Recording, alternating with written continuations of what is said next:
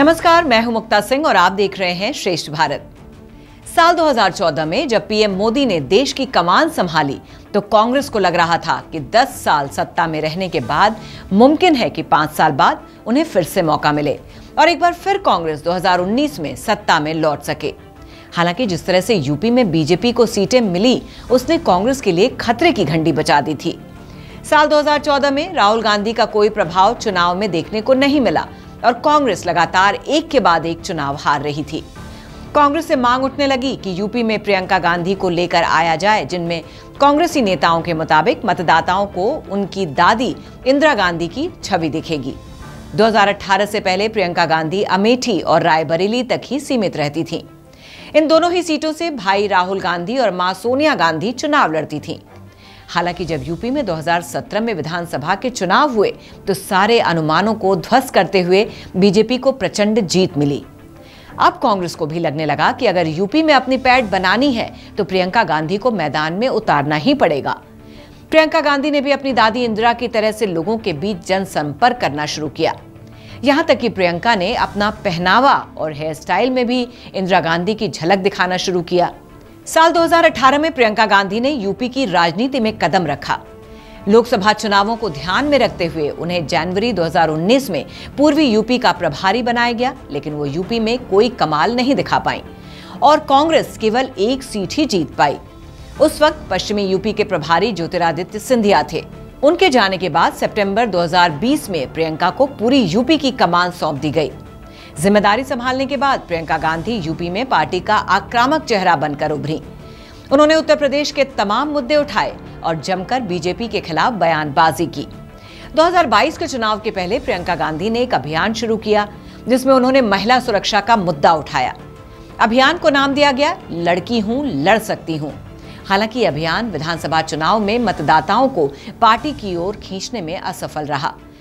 कांग्रेस 403 सीटों वाली विधानसभा में केवल 2 सीटों तक सिमट कर रह गई, जो पार्टी का राज्य में अब तक का सबसे बुरा प्रदर्शन था। इस हार के बाद से ही प्रियंका ने उत्तर प्रदेश से किनारा कर लिया था और उन्होंने उत्तर प्रदेश जाना भी बंद कर दिया था। अब लगभग साल भर बाद यूपी की कमान प्रियंका गांधी से लेकर अविनाश पांडे को सौंप दी गई है। अविनाश पांडे को उत्तर प्रदेश का प्रभारी बनाया गया है। पूर्व राज्यसभा सांसद अविनाश पांडे अभी तक झारखंड के प्रभारी थे। पांडे पार्टी के जमीनी कार्यकर्ता हैं और उन्होंने कांग्रेस के महासचिव दिग्विजय सिंह के साथ उत्तर प्रदेश में और पार्टी सचिव मधुसूदन मिस्त्री के साथ करीबी से काम किया है। पांडे को राहुल गांधी का करीबी माना जाता है और उनकी नियुक्ति को भी पार्टी में टीम राहुल के कार्यभार संभालने के तौर पर ही देखा जा रहा है, भले ही ये दूर से क्यों ना हो। उत्तर प्रदेश में कांग्रेस की स्थिति बेहद खराब है। यहाँ पर संगठन तो है, लेकिन संगठन में काम करने वाले कार्यकर्ता नहीं है। दशकों से उत्तर प्रदेश में सत्ता से दूर रही कांग्रेस को संगठन खड़ा करने में बेहद मेहनत करनी पड़ेगी।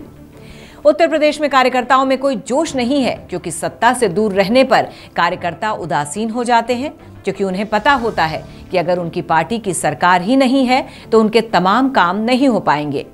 ऐसे में वो पार्टी के लिए मेहनत करने और संगठन खड़ा करने से कतराते हैं। पांडे पार्टी का ब्राह्मण चेहरा बनकर आए हैं। नागपुर के रहने वाले अविनाश पांडे कांग्रेस संगठन में फर्श से अर्श तक पहुंचे हैं। पांडे को यूथ कांग्रेस के दिनों से ही उनके संगठनात्मक कौशल के लिए जाना जाता है और पार्टी के अंदर खाने के लोगों का कहना है कि शीर्ष नेतृत्व को ऐसा लगता है कि पांडे राज्य में फिर से संगठन खड़ा करने में मदद कर सकते हैं। 65 साल के पांडे ने अपना राजनीतिक करियर 1970 के दशक में कांग्रेस की छात्र इकाई NSUI से किया था। इसके बाद वो धीरे धीरे पार्टी में बड़े पदों तक पहुंचते रहे। साल 2008 में वो राहुल बजाज से महज 1 वोट के अंतर से राज्यसभा चुनाव हार गए थे, लेकिन साल 2010 से 2016 तक वो महाराष्ट्र से राज्यसभा सांसद रहे।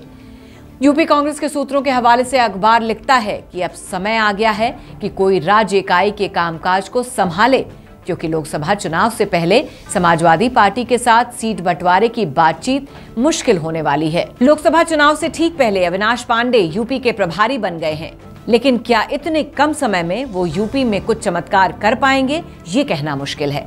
तो फिलहाल की इस खबर में बस इतना ही। आप देखते रहिए श्रेष्ठ भारत।